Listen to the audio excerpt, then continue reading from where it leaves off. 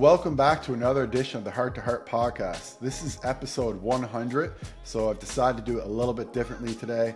What I've decided to do is to take some questions and answer them. So first of all, before I get started, I just want to say thank you to each and every person who has listened to this episode. I really do appreciate that. I know a lot of people have been following on the whole time. Some people have just kind of joined in. I really appreciate both. And I'm so happy to be doing this. Glad to make it to episode 100. Hope to make it to episode 1,000 or 2,000 or just keep going on forever with this. So again, thank you so much, guys. I really do appreciate it. So I got a few questions from some people today, some on Twitter, some on Instagram, some on Facebook. A lot of really good questions. The first really good question actually comes from Emily Lasagna on Instagram, who says, "Do you love me?" No, Emily, I was just lying the last 10,000 times I told you that. So yes, I do love you. So that's question number one out of the way. But I promise the other questions will probably be a little bit more helpful to you. So question number one, serious question, comes from Dana Caraban on Twitter. So at KidCara, KIDCARRA. So how would you prioritize the supplements that you take is the question that they asked. So this is a very, very good question. I know supplements are a very hot topic these days. A lot of people are taking them, but we know it's a very unregulated industry. People don't know, which ones they should take and which ones they should take for a particular reason. What I would say is that you should prioritize your goals first, before you prioritize your supplements. So if you only have so much money to spend on supplements per month, what you need to do is you need to spend that money where it's going to get the most bang for your buck or where it's going to make the most impact on your overall health. So, for a lot of people, that may be cardiovascular supplements. So, supplements that may improve your overall risk for cardiovascular disease. And I'm going to go into those in a minute. But at the same time, other people, don't have too much interest in reducing their cardiovascular risk. Maybe you're just a 25-year-old who, is pretty healthy, doesn't have any, family history. Like at this point, keeping all your lipids in check and make sure your blood pressure is low is something that's, kind of easy to do just because of your age. Not necessarily for everybody, but for some people. So like for me, for example, I tend to lose muscle fairly easily. So, if I don't lift weights and eat a ton of protein, then I tend to lose muscle. So for me, I always prioritize protein, so whey protein. You want to get it from a really good source. Grass-fed whey is what I usually use. And I'm usually having 2, sometimes even 3 scoops a day. So that's going to be anywhere from 50 to 70 upwards, maybe 80 grams of protein per day that I add. And so the reason being is that for me, if I don't get enough protein, meaning about 1 gram a pound per day, I just start to lose muscle. And so, for me, again, it's a big priority not to lose muscle, maintain muscle mass. And so whey protein is a big one for me. Another one is creatine. And creatine, fortunately, too, is relatively inexpensive. I take about 5 grams per day. I have experimented with going up to 10 grams a day. I haven't really noticed too much of a difference, though, when I've gone up. A lot of people are wondering, too, about BCAAs or branched-chain amino acids. I have taken those before. But I have been taking them actually probably over a year now. I've posted about it as well because there has been some research that has come out that has shown that they're actually not that beneficial for reducing DOMS or delayed onset muscle soreness or for reducing muscle loss like during periods of caloric deficit or anything like that. So, for me, again, one of my priorities is to maintain muscle. So, a ton of protein, whey protein, and creatine are things that I think can potentially retain muscle mass. HMB is another one that has some pretty decent evidence for retaining muscle mass as well. There may be some other things that work out there. I'm not saying that they don't. Those are sort of the ones that stand out to me, and those are the ones that I supplement with. The only other thing that I would mention is sometimes before workouts, I do use citrulline malate, which can potentially increase vasodilation, give you a little bit better pump, that kind of thing. I don't know if there's any evidence for necessarily increasing overall muscle. If you want to increase muscle, the biggest things are lifting weights, strength training, progressive overload. Try to get a little bit stronger over time. Eventually, you are going to, max out at some point. Everybody does. And then also to maintain your protein. So, that's me. That's, one of the big areas I need to focus on. For some people though, it might be cardiovascular disease. And it should be, cardiovascular disease is by far the biggest killer, in North America. Cancer is second, but it's not really even close. It's cardiovascular disease. It's definitely the biggest one. And so some people maybe, we want to prioritize that over everything else, considering that's going to be the number one thing that's most likely to kill you. Again, I'm just speaking in like a general broad sense. If you have, severe history of some of cancer, you may be predisposed to cancer. But in general, again, cardiovascular disease is what causes the most death in people in North America. So, for those things, people ask me a lot about red yeast rice. The reason being because red yeast rice has been shown to reduce your LDL, your low density lipoprotein, or your so-called bad cholesterol, even though it's not technically a cholesterol, it's a lipoprotein. In terms of supplements for this and the red yeast rice, it's hard to say that this is even a supplement because red yeast rice is actually monocolin K, which is luvastatin. So you're essentially taking a pharmaceutical drug when you are taking red yeast rice. So, you're going to get all the benefits that you get from a statin. So statins, again, are the most commonly prescribed medications for lowering cholesterol. But if you are taking red yeast rice, you're going to get the same side effects. So that could be increased liver enzymes, could be muscle pain. All the things that come along with taking statins will come along with red yeast rice. So just something that I want to make people aware of. A lot of people bring up bergamot or bergamot. I'm not really sure how to say that, to be honest. And there's kind of mixed evidence for this. I have seen some studies that said that it's been effective. Others that have shown that it's not been effective. I think there was a meta-analysis done fairly recently. It was either like 2022 or it might have been 2020, but it's fairly recently, within the past few years. And they kind of said at the end that there was mixed evidence for it. So again, some trials say that it works, some trials say that it doesn't work. So, something that you can try. And then if you try it for 3 months and you see a big change in your lipids, meaning that you get blood work done, and not to go off on a tangent, but like if you're not getting blood work done and you're trying to lower something that can be lowered, or that can be measured objectively on a blood test, you're basically just doing, guesswork, right? So it is important to get an objective measurement. So to get a good lipid panel done, also to get an ApoB, a one-time LP little a is good as well. And I can come back to that in a sec. But, for a bergamot, that's what I would say again is, take it if you want. After 3 months, if it's not, making any changes for you, stop it. If it is making changes for you, great. You can keep taking that. Garlic is another one that gets brought up a bit. There is, some evidence for garlic that can help. You're not going to see dramatic changes, like with statins and things. And I'm not trying to say you should, definitely take a statin. I'll get back to statins in a sec. But, with regards to, taking garlic, like expect maybe like 10 to 15% changes in your cholesterol or your LDL, your HDL. Like, don't expect it to, reduce it by like 50%. If you're at, 5.00 millimoles a liter, it might come down to 4.5 or something like that for your LDL. It's not gonna, it's not gonna reduce it drastically. Niacin also gets brought up quite a bit, which is, a very interesting supplement to me. So niacin is just vitamin B3, and it comes in two different forms: as a flush and a non-flushing form.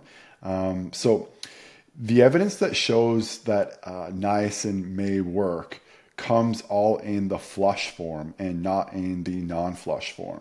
So, some people find the flushing to be incredibly uncomfortable.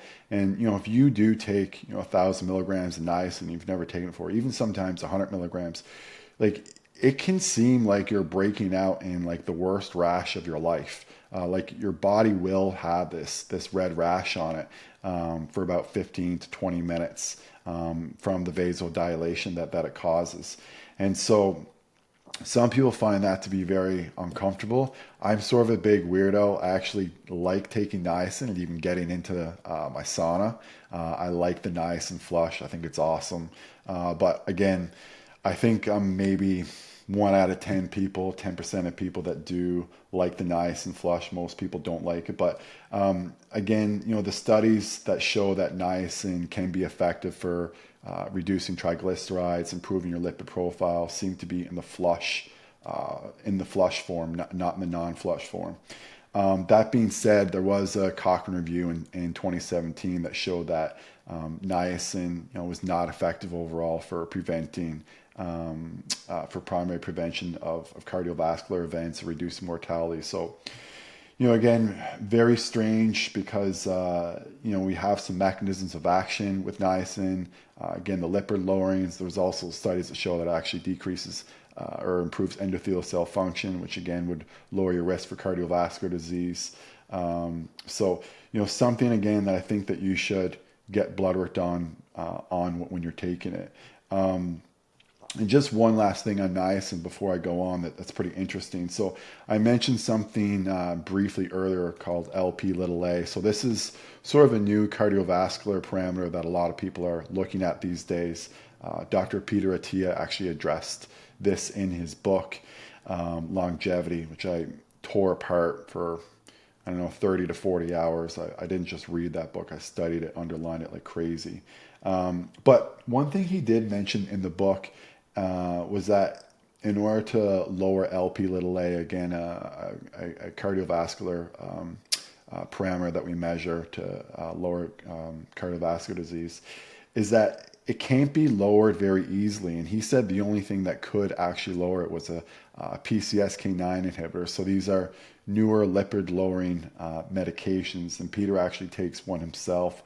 He said that that's the only way to reduce Lp(a), and it reduces it by about 30%. But if you look at niacin, I did see a even a meta-analysis. I think there was about at least 6 or more randomized controlled trials in that showed that it actually can decrease Lp(a) by 23%. So,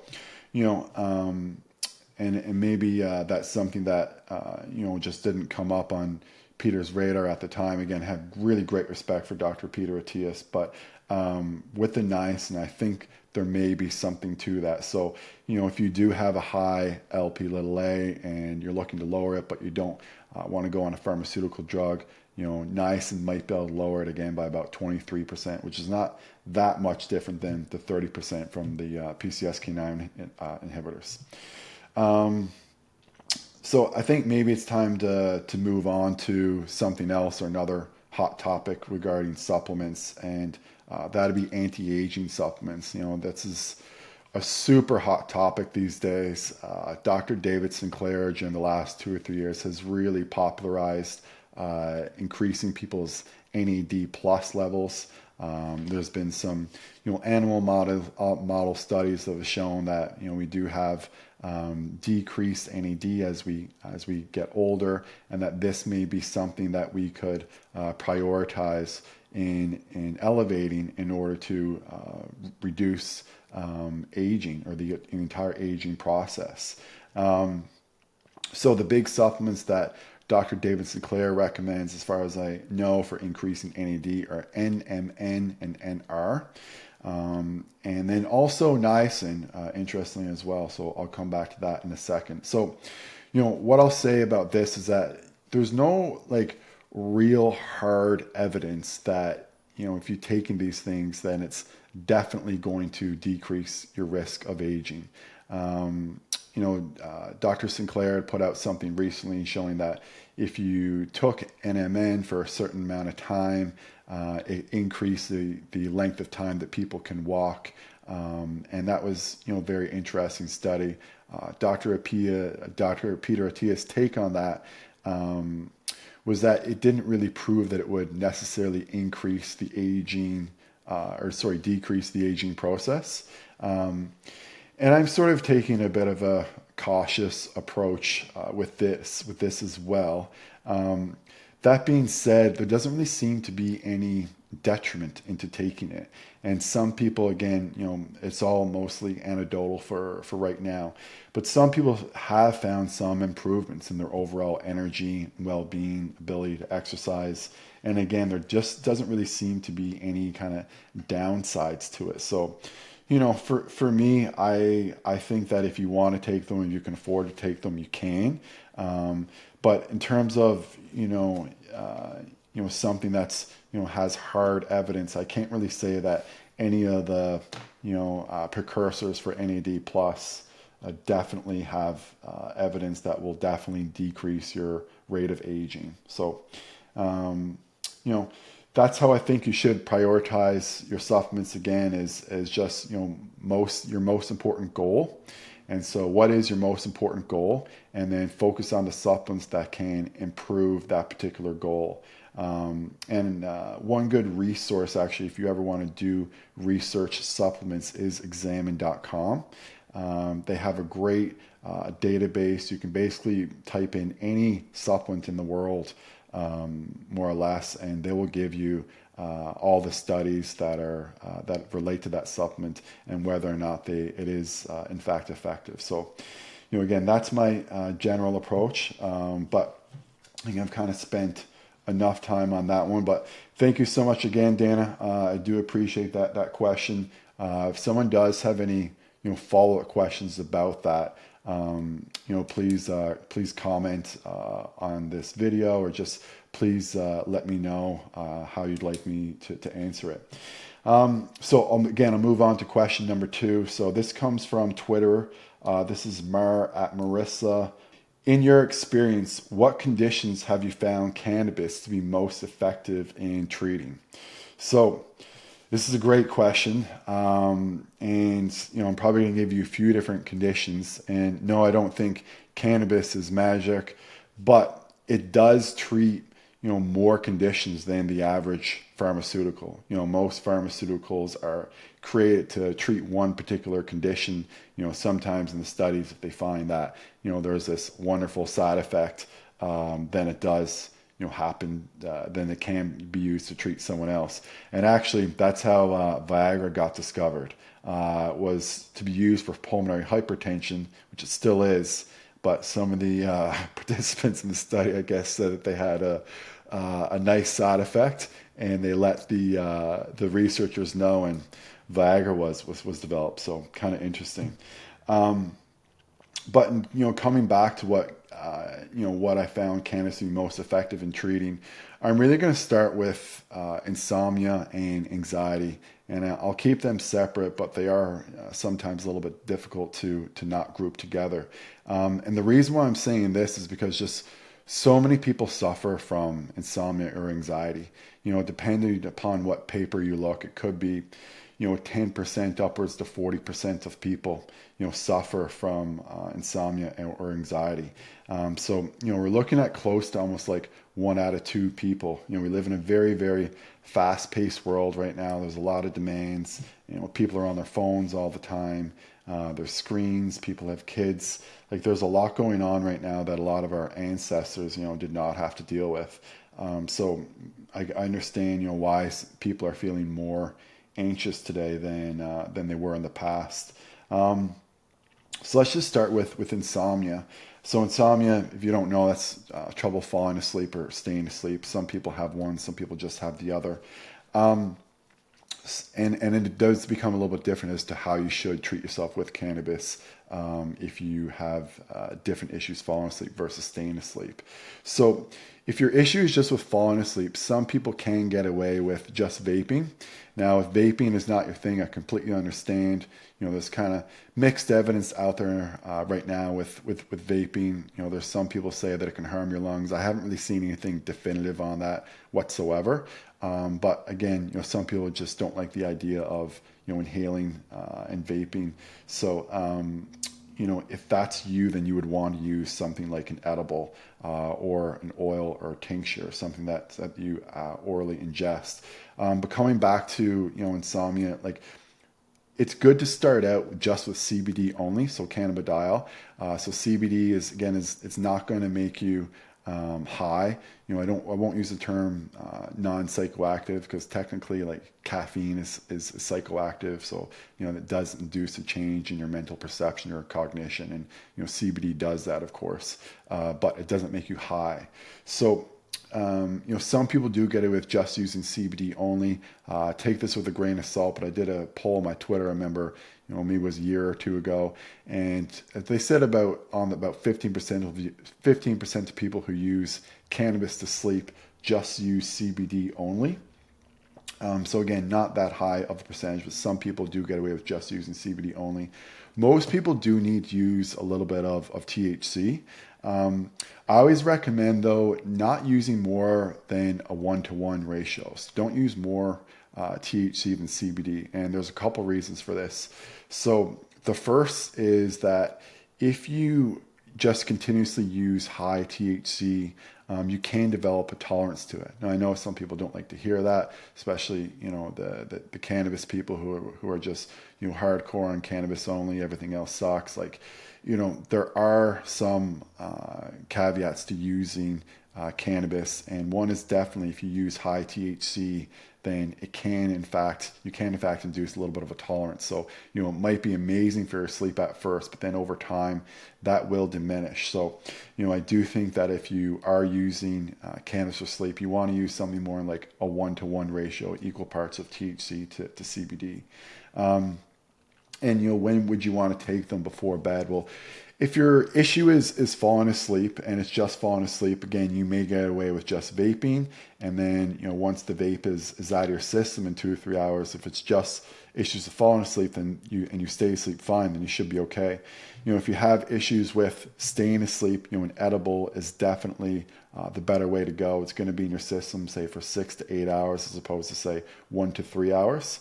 So that'll help you stay asleep. Now, obviously, though, if you take it, say, an hour before it kicks in, then it will help you get to sleep as well. So that would be kind of my strategy around using THC and CBD for insomnia, which, again, to answer Marissa's question, I think is potentially the most effective ailment to treat with cannabis.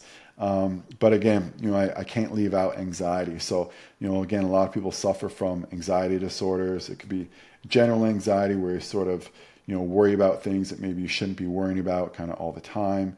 Some people suffer from social anxiety, so they're fine when they're, on their own. They don't really worry too much, but then they go out in public or, have to do, some public display, an event, video, a podcast. They kind of, become a little bit shy and they just don't feel comfortable. So I do think there is, quite a bit of evidence now, again, albeit a lot of it is anecdotal. We do need, a lot of the science to catch up. That being said, there is some evidence that, hardcore evidence on PubMed, you can find that CBD does in fact reduce anxiety and can be very effective for people. And if you are an anxious person and, that's the reason why you can't fall asleep, sometimes using a little bit of CBD can help ameliorate that anxiety, and then that can help you fall asleep. So, CBD can be helpful for insomnia and it can be helpful for anxiety. But when it comes to anxiety, definitely start with just CBD only, particularly if you've never used any CBD before. A lot of people can control their anxiety just with CBD only. So, I can't give you a percentage. And again, like the 15% I said with insomnia is just off a Twitter poll. So again, take it with a grain of salt. But a lot of people, I think well over 50% can just use CBD only and get tremendous results with reducing their anxiety. And a question that often comes up is, can you potentially get off some of your antidepressants when you use CBD? And the answer is yes. I've seen a ton of patients come off of their antidepressants when they use CBD to help treat their depression or their anxiety. So, again, Mar, thank you so much for that question, and hopefully that answers the big one for most people, which is insomnia, stress, anxiety. But that being said, there are a lot of other conditions that cannabis can be helpful for treating. So I'm just going to go through a little bit of a list. Seizure disorders. If you're a cannabis user or cannabis advocate, you've probably seen or heard about some of the Sanjay Gupta videos that he did called Weed on CNN a few years ago, where there was this strain called Charlotte's Web that was made that was a high CBD strain, and so it stopped Charlotte's seizures. So Charlotte was a little girl living in Colorado, and she used CBD, and it did help stop her seizures.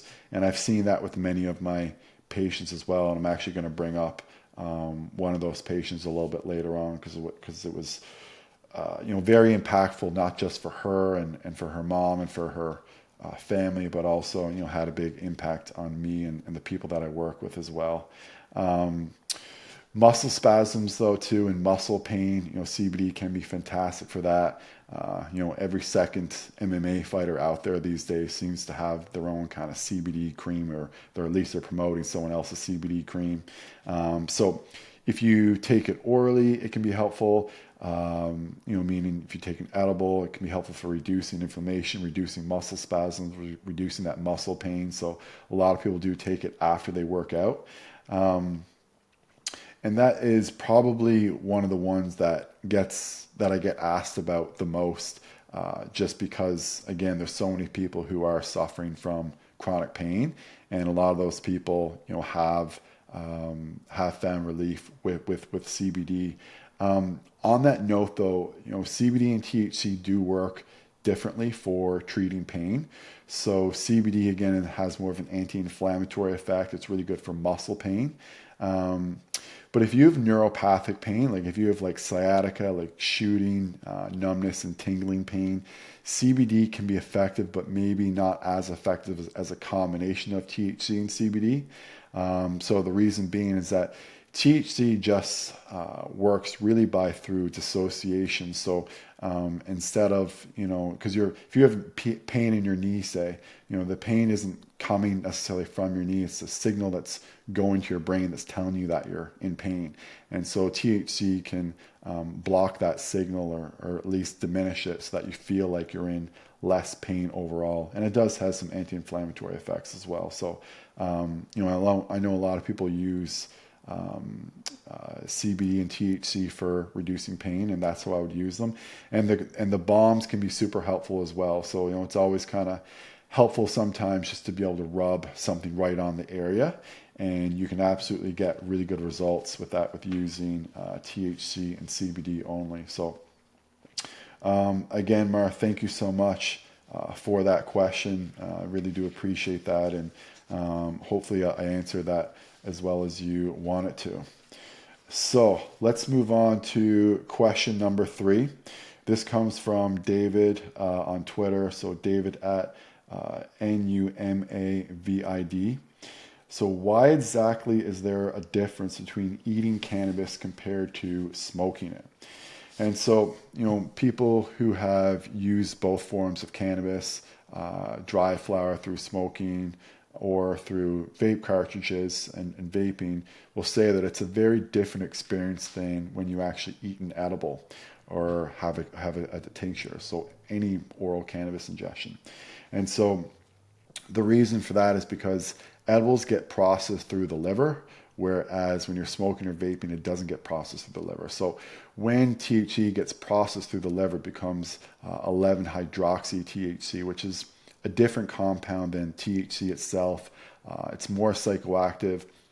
Some people say it's 2 to 3 times more psychoactive. Some people say 5 to 10 times more psychoactive. So you have to be very, very safe and careful and precise in your dosing when you're using edibles, because you can in fact have a really bad experience. I mean, I bet literally every single person watching this knows at least one person who has had a bad experience with edibles, and maybe you've even had a bad experience with edibles yourself. And so when you are, using edibles, you need to be very, very safe and make sure that your dosing is very, very precise. Like if you're starting off just using cannabis edibles, like 2.5 milligrams of THC on its own should probably be like more or less your max dose. Because if you use even just 5, 10 for sure milligrams of THC, you may start to have some unpleasant side effects.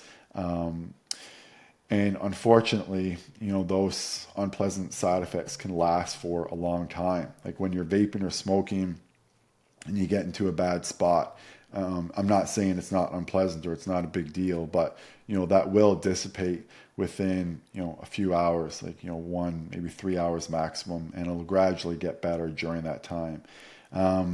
When you have a bad edible trip, it can be rough, because you may have to be in that place for 4 to 6, almost even 8 hours, depending on how much you took and the dose that you took and your level of experience with using THC and cannabis. So, there's a big difference overall, like I said, and it's just because, when you take it orally, it goes to your liver. It becomes 11-hydroxy THC, which is, completely different than THC itself. And so, you want to make sure that if you are going to do an edible, that you do it safely. But maybe the best way to take an edible, though, I think, is if you're going to use THC, you should always use it with CBD in equal amounts or parts, or even in higher doses. So meaning like if you're going to take 10 milligrams or 2.5 milligrams, say, of THC, if you use 10 milligrams of CBD, like, that's a 4-to-1 ratio. It's very, very unlikely that you're going to experience any unpleasant side effects from THC. As you go down and say to like a 2-to-1 ratio, if you use, 5 milligrams of CBD to say 2.5 milligrams of THC, then you are, increasing your risk of potentially having, a bad experience or a bad trip with cannabis. But that being said, with that dose so low and with the CBD in a 2-to-1 ratio to counteract it, probably unlikely to, have a negative experience overall. So, hopefully that helped answer that question. And with regards to, smoking it, again, it's going to hit you very, very quick. That's the big difference when you smoke it or vape versus, edibles. It's going to hit you right away, essentially within, seconds to minutes. Whereas with edibles, it's going to take probably roughly an hour or so to kick in. So, very good question. A lot of people have asked me about that, and so I'm happy to answer it. And hopefully that does answer your question, David. So thank you so much again. And so the next question is a real good question because it kind of bleeds into the last question. So it comes from Eric Foster on Twitter, at Eric Foster Real. And the question he has is, what is the best way to dissipate THC in the body if someone is having a bad trip? So I kind of just talked a little bit about, oral THC and how it can, in fact, have this, negative effect of having a bad trip if you have the wrong ratio of THC to CBD. And so, unfortunately, we don't have any like rescue remedies for THC. There's nothing I can, inject or no like pill you can take that's just going to like rip the THC off of those receptors and, make everything good again. I wish there was, but unfortunately there's just not. But one thing you can do is you kind of can mitigate some of the effects that you're experiencing. So, when someone has a bad trip, like what does that even mean?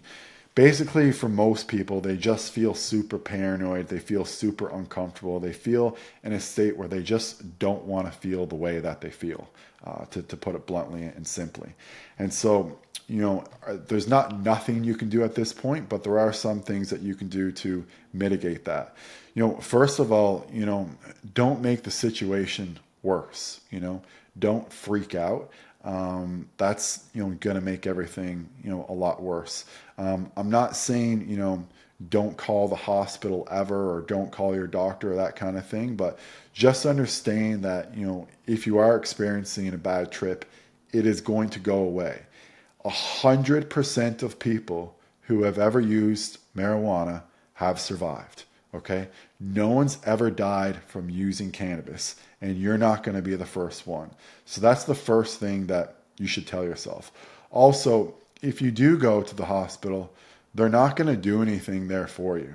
They're probably just going to hook you up to an IV. They might give you some Benadryl or something to make you, a little bit sleepy. But they're probably not going to do too much for you, at the hospital. Again, because it's not because they don't care, but it's just because they don't have like a rescue remedy. There is no like, anti-venom per se to THC, or something that's going to rip it off those receptors. So, something just to kind of like keep in mind before you, go to the emergency room or call your doctor, kind of thing. The big thing with paranoia is that it is going to affect you for a long, or I shouldn't say a long, but a different period of time depending on how you use the cannabis. So if you smoked it or vaped it, you may feel that way for 1 to 3 hours. If you had an edible, it may be say for like 6 to 8 hours. So the one thing that you may be able to do to counteract it, again, it's not an antidote, but it may kind of mitigate some of the symptoms, is to actually use CBD. And you may have heard of that before. So if you really want to get the CBD in quickly, if you're having a really bad trip, a really bad time, you want to use it through a vaporizer, because that is going to hopefully mitigate some of the effects and reduce your anxiety and reduce those feelings of paranoia quickly. Of course, you can ingest CBD as well, but it's just going to take a little bit longer to take an effect. So if you've, smoked cannabis and you feel paranoid, and then you take CBD oil, well, the CBD oil may not even kick in until most of your paranoia high is gone. So it's different depending upon, how you ingested your cannabis in the first place. Now, if you took a super high dose of an edible, you may want to, THC edible, and you're having a bad time, you may want to, vape with CBD to kind of help mitigate those initial symptoms right away. But you also will probably want to use CBD oil, because in this instance that the vaping is not going to last the entire duration of the time that THC is in your body. And so, the CBD can be helpful for mitigating that anxiety and paranoia initially, but, eventually you're going to have to vape again. Whereas if you do both at the same time, say if you vape and then you also use CBD oil, then in fact you'll be able to mitigate the risk both in the short and longer term, meaning over that 6 to 8 hour period. There's some things out there that people say, like lemons and black pepper and pine nuts. They say that the lemon has some limonene, the black pepper has some carotene, the nuts have pinene. So these are all terpenes that are within the cannabis plant. They're certainly being studied. They certainly do have some medicinal effects. We don't have necessarily too many randomized controlled trials on terpenes, but terpenes do make a big difference in cannabis use. These three in particular may be helpful for reducing your overall anxiety and paranoia during this time. I can't really say with any definitive research that this is definitely going to help reduce your high, unfortunately. So if you want to do them, cool. If you don't, I think that's okay too. One thing that you can do, and I know people say stay hydrated all the time. It's kind of like a bit of like a buzzword sort of thing. But with cannabis, I mean, the one very, very well-known side effect that I think even the most hardcore cannabis users will admit that, cannabis has, is that it can cause dry mouth. And dry mouth can be, actually I have a little bit of dry mouth right now. And dry mouth can be, a little bit annoying sometimes. And when you're paranoid and you're, feeling stressed, I mean, it's just going to amplify everything a lot worse. So, having some water nearby and making sure that you hydrate before, I think is very essential, because that can, mitigate some of the risk. But unfortunately, Eric Foster at Eric Foster Real, there's no kind of, anti-venom solution that we have to THC. And for the most part, you're just going to have to try to understand that, again, that things are going to improve. You're going to survive this. 100% of people have survived before. You're going to survive it too. You can use some CBD to kind of help mitigate some of the effects that you are experiencing. You can stay hydrated to mitigate the dry mouth effect. And then again, if you really want to, you can try the lemon or the pine nuts or the black pepper, and maybe it'll make a difference for you. Maybe it won't. So hopefully that answers your question, Eric. So let's move on to the next one. So this comes from Twitter again. So it's Lulu at Lulu6637090. So which of your patients or cases has had the most impact on you? So I'm going to answer this question in a couple different ways. So, when I first read this question, like, I will say there was, one person who kind of immediately like popped into my mind. So I will, talk about that particular patient, obviously without mentioning that patient's name. But then also too, I do want to broadly talk about veterans and PTSD, because there's, it's had a major impact on me, my life, I think my staff's lives, anyone who's worked in my office. We've learned a lot about PTSD, or post-traumatic stress disorder, and veterans who live with post-traumatic stress disorder, and veterans who use cannabis to treat their post-traumatic stress disorder very, very successfully. But, the one single case that I'm thinking is from a girl who came to my office. She was either in her late teens, or maybe she was 20 at the time. She was pretty young. She was suffering from a seizure disorder. And because of that, she had her license taken away. And as you can imagine, being in your late teens or early 20s and not having a license when you're kind of just becoming independent can be pretty devastating overall.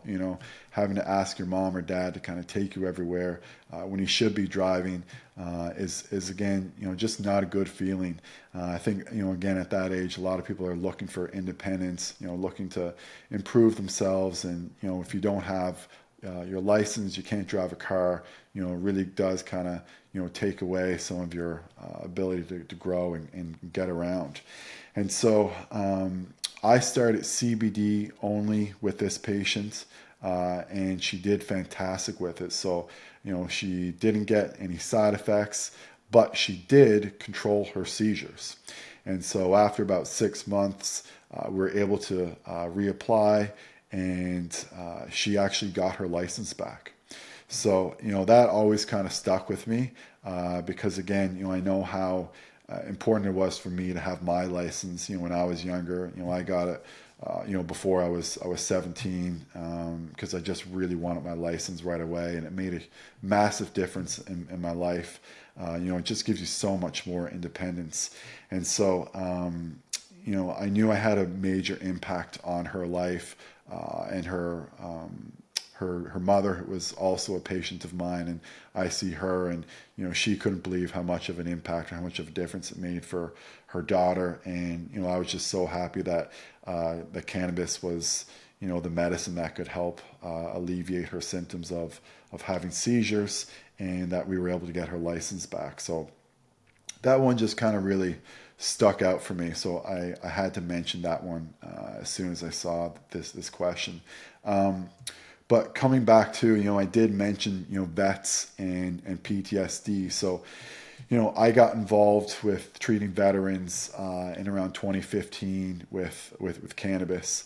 At that time, I mean, it still is a little bit, but at that time it was very, very controversial. We were really going on a lot of, anecdotal evidence. But at that time too, I remember there was a review done where it said basically that, there was no pharmaceutical drug that was really effective for, treating PTSD. It was a 2015 review, and it said that some of the drugs just had very, very limited benefit, but most of the drugs essentially had zero.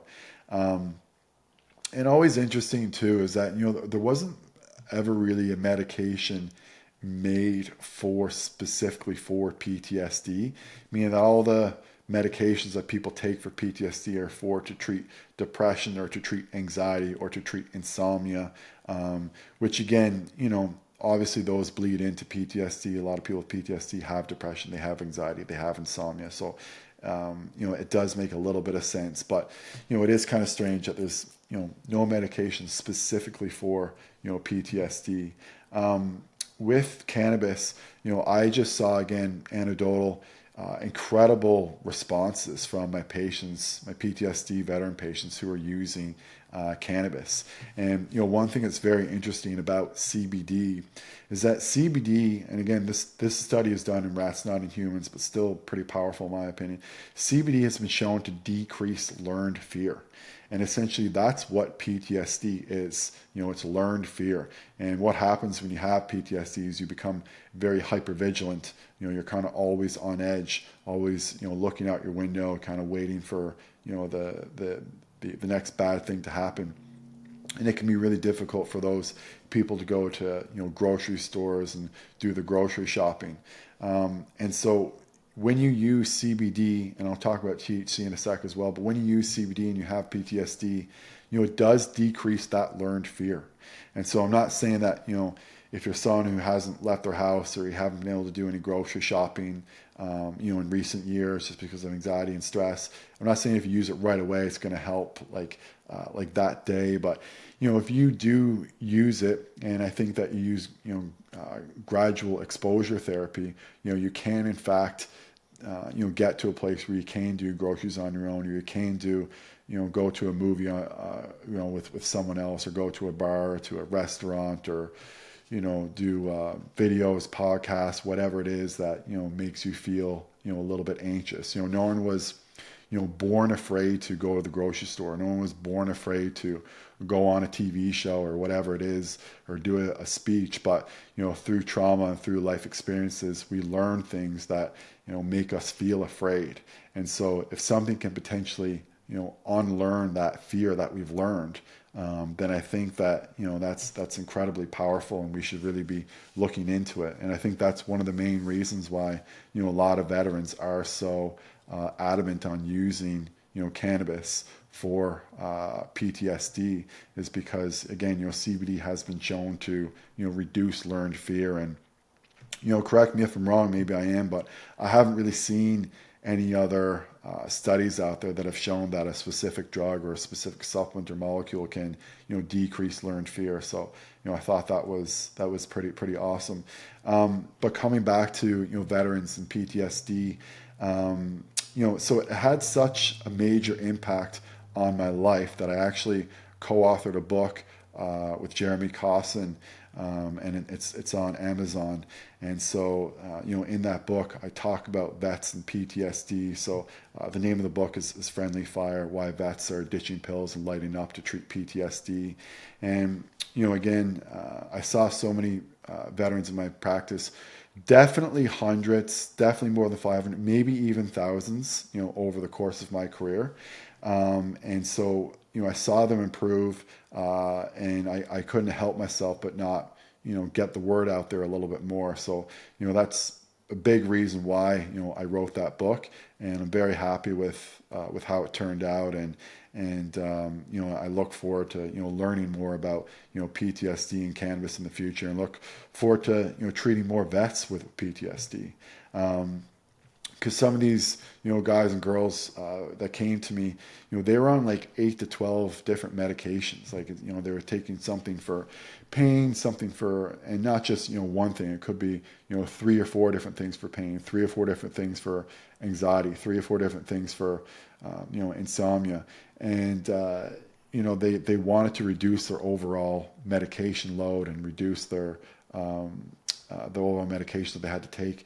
And cannabis was able to, and not in every case, but cannabis in many of these cases was able to reduce, sometimes all of their medications, or at least reduce it significantly.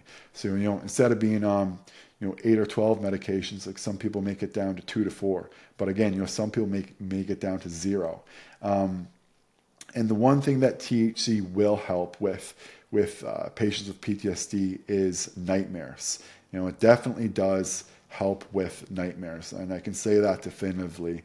And even if you're against cannabis, there's something called nabalone, which is synthetic THC. That's not something that's produced, by like licensed producers in Canada or anything like that. It's something that you can get at your drugstore, at Shoppers Drug Mart here in Canada, or wherever you live. It's probably available at your drugstore, prescription, called nabalone.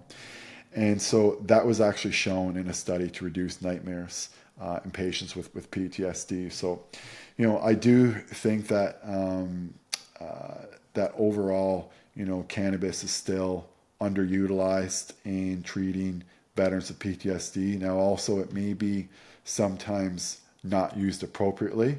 And, I will, admit that, cannabis can be used inappropriately. And I'm sure some veterans, like other patients, have used it inappropriately before.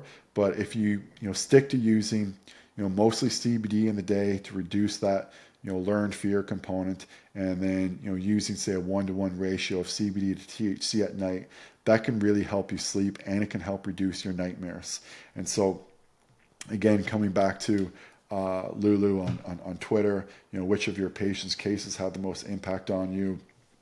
Again, I got to go with that first case I mentioned with the seizure disorder, but I also, couldn't help myself to talk about, all the veterans that I treated at my office, and how it's, really changed the way that I see PTSD, and the way that I see cannabis being potentially, I don't want to say the best, but maybe one of the more useful medications for treating PTSD, with the least amount of side effects when used appropriately. So thank you so much for that question. I do appreciate that.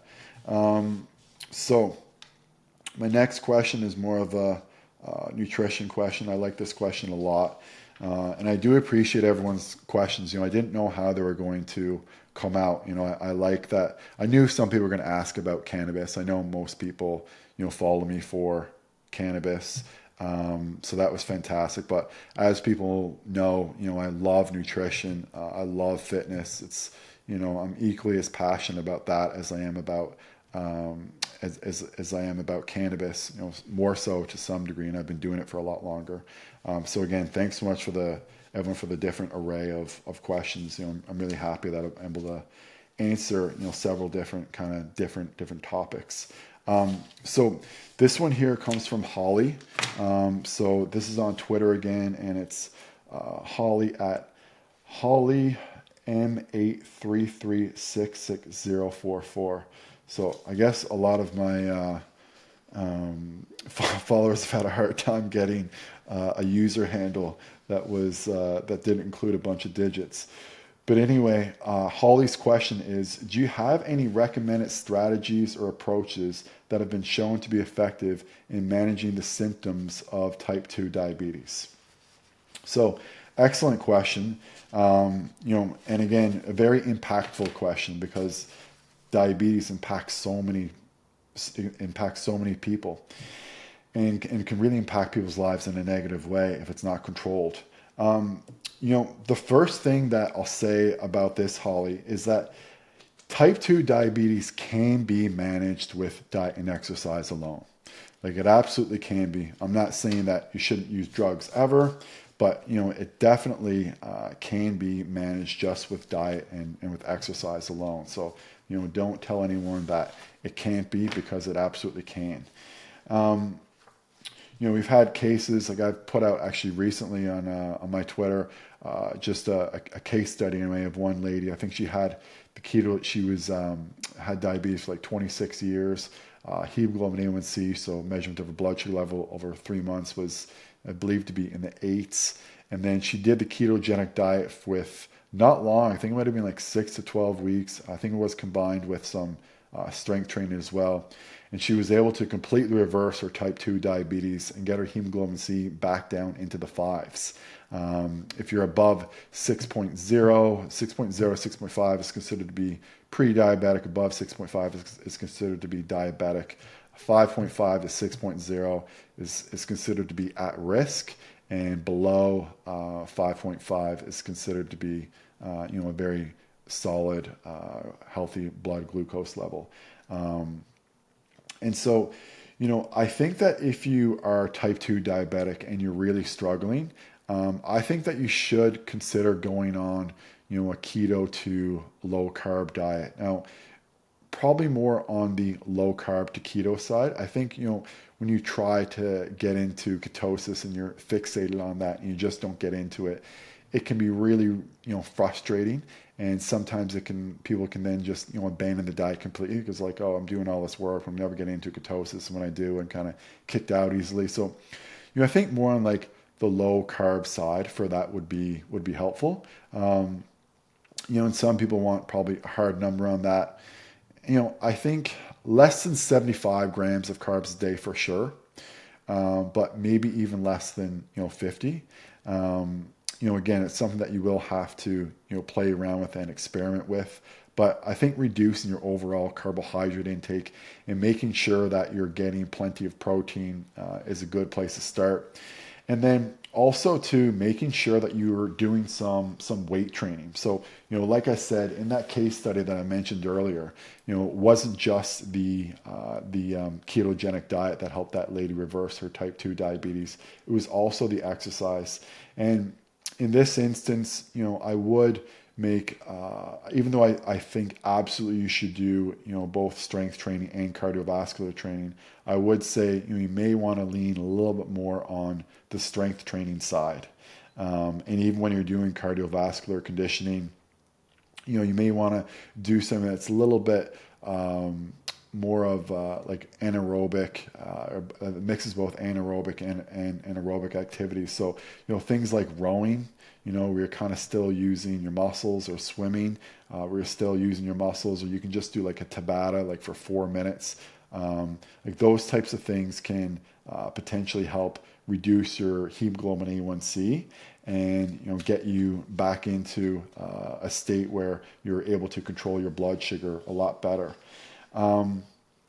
So again, I think more of like a low carb option. Now that being said, I'm well aware of Lane Norton and all of his studies. I'm well aware that if you equate calories equal with regards to equating calories equals, but then you have one on a low carb diet and one's more of like a high carb diet, that the weight loss seems to be roughly the same.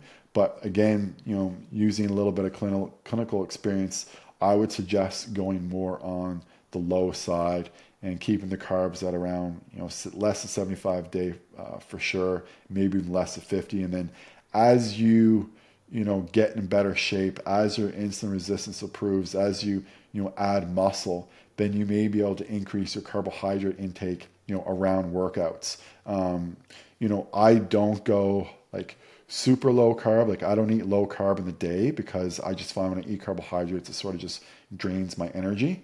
But around workouts, I can easily have, upwards to 100 to 150 grams of carbs a day. But again, I've worked at it, but I'm, metabolically healthy. I have a low hemoglobin A1C. I think last time I checked, it was 5.2. I might even try to get that down to 5.0. And so and I'm also, working out all the time. particularly with strength training, but also doing quite a bit of cardio. So, I'm able to handle those carbs. And like Dr. Jamie Seaman actually mentioned in my last podcast, she said that, the more muscle you add, the easier it is for you to handle those carbohydrates. So, definitely increase your muscle. That I think is Holly, a really good strategy for improving the symptoms of type 2 diabetes. That being said, though, this comes up so often. Again, I'll reference Dr. David Sinclair for this because he brings up metformin. So metformin is, like by far the biggest drug, most prescribed drug for type 2 diabetes. It's been around for decades, and it's fairly safe overall. I mean, you do need to get your liver enzymes checked. It can cause some GI issues for some people, but again, it's been around for decades. It's still here. It's prescribed all the time. Like most people do pretty good with it. That being said, berberine has been shown to be just as effective as metformin for reducing your hemoglobin A1C. So berberine is actually something you can get over the counter, like you can buy it on Amazon, and it does have less side effects than metformin, but maybe doesn't have zero, right? So I do think berberine does have less, but I don't think it has zero. One of the downsides of berberine, though, and again, hard to say for sure, and there are strategies to mitigate it, is some people do find it can decrease their ability to build muscle. If it does, it's going to be very, very minimal. But again, there are some side effects that some people do get, where some people feel like they can eat a lot. Like I think Andrew Huberman said that when he tried berberine, he felt like his appetite was just kind of crazy. So it may not be the best thing for you, but it is an alternative to metformin if you want to try it. I actually remember that study very, very well because when I tweeted it out, Tim Ferriss actually retweeted me, and then he started following me, which was, at the time, and still is, a big deal. So thank you so much, Tim, for retweeting that and for following me and supporting me over the years. I do appreciate that. But I remember doing that at that time. So yeah, Holly, hopefully that helps answer your question. So again, just to kind of recap, with diet, you want to, I think, go more low carb, but certainly, low calorie. Keep your protein intake high. Anytime you're putting yourself in a caloric deficit, but even when you're not, keep your protein intake around 1 gram per pound a day. That's going to help retain your lean body mass and your muscle. If you're looking for a supplementation, I would look to berberine. And then, of course, if you want to, chat with your doctor about a prescription, probably metformin would be the best one there. So thank you again for that question, Holly. Hopefully that answers your question. So I know we only have time for a couple more here, but I'm going to try to get to them.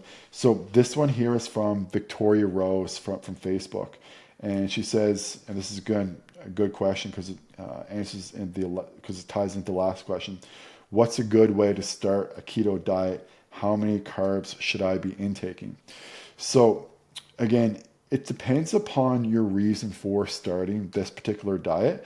Like if you're, relatively metabolically healthy and your goal is to just lose weight, I wouldn't necessarily even suggest going on, a low carb or keto diet. I would suggest just going on a calorie restricted diet that has a high protein intake. Now, when you restrict calories and you increase your protein, there's only two things you can restrict then. It's only either fats or carbs.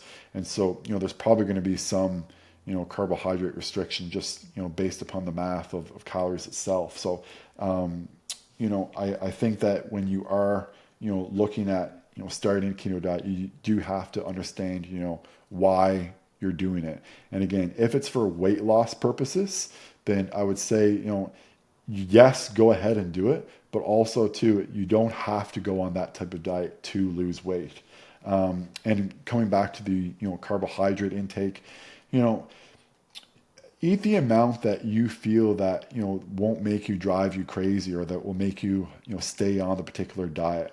Like if I told you to eat less than, 25 grams of carbs a day, I think that would be, extremely difficult to adhere to, and people would probably just, abandon it right away. So, that's why I'm saying, 75 grams, if you're, really doing a lot of like strength training, you have a lot of muscle. I mean, you can probably get away with, 100 or even more, and certainly be in a state of ketosis. But, that's people who are really, really healthy, doing a lot of weight training and have a lot of muscle. But, one good thing, and one thing I always say to people when they start a diet, whether it's keto, whether it's, something else, whatever you don't want to eat or whatever's going to take you away from your goal, you need to get that particular food out of your house. Okay, so if you do want to do a keto diet, get all the bread, get all the pasta, get all the high carb food out of your house, because that's the best way to really be disciplined in a lot of ways, is to kind of make it easy on yourself. If you're going to be walking into your fridge, your pantry, and there's, a million different tasty things there that you shouldn't be eating, your likelihood of eating those things is going to be pretty high. And I mean, maybe you do have the discipline and the fortitude not to eat it. A lot of people, don't, unfortunately. So, the first thing I would do is get everything out of your house that's going to hinder your goals. And then the other thing that I always tell people do when they start a diet, when they're, inducing some type of restriction, whether it's carbohydrates or just total calories, is that it's good to plan, one cheat meal. Now, when I say plan, I mean plan. I don't necessarily always mean eat. And so I think it just gives you a bit of a psychological edge, because say, Monday and Tuesday are a little bit tough, but that on Friday or Saturday night you're going out with someone for dinner, or you have some, you're making your favorite food at home. It just kind of gives you the motivation to go on and to kind of keep going. It gets you through that particular period. And then when you get to, your time to have your cheat meal, you might just be like, you know what, I really don't even want this anymore. And then you might not even need it. So, people ask me sometimes what they, think about cheat meals and that kind of thing. Like, so I always tell people, like, to plan it, but then if you don't want that food, like if it's something that's not that appetizing for you, then just don't eat it.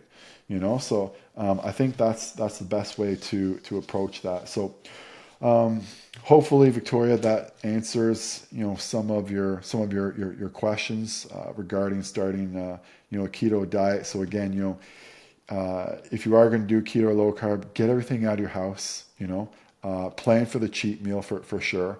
Start off with an amount of carbohydrates that's something that's reasonable, something that you can adhere to. You're not going to eat like 0 grams of carbs a day, right? So, maybe 75 is reasonable. I don't, if you get, if too high, then obviously it's going to hinder your ability to lose weight, because you're going to be, eating more calories and that kind of thing. But overall, definitely make sure that you follow the getting things out of your house, and make sure that you pick a number that's overall is reasonable, and plan for that cheat meal. And so I do have one last question here. I know I only have a couple minutes here left. We're kind of, I think, even past the hour mark here now. But Judo Steve from Instagram asked me, when are you doing your first jiu-jitsu competition? So right after my back heals. I'll hopefully do it, either later on this year or early next year. Really, kind of excited to do it. I haven't done a jiu-jitsu competition before. I do think though that I would do better in MMA than in jiu-jitsu, but either way, I definitely got to step in and get in there sometime soon. So that's my answer to that. So everyone, thank you so much for all of your questions, especially you, Emily. And I really hope that everyone enjoyed this podcast. If you really liked it, please let me know, comment. And if this went well, I'll definitely be doing another one soon. So thank you so much, everyone, again, for supporting the podcast and for your questions. And I'll be back again next week with a really fantastic drug researcher from Johns Hopkins University. So I'll see you guys then, and I hope you have a great week.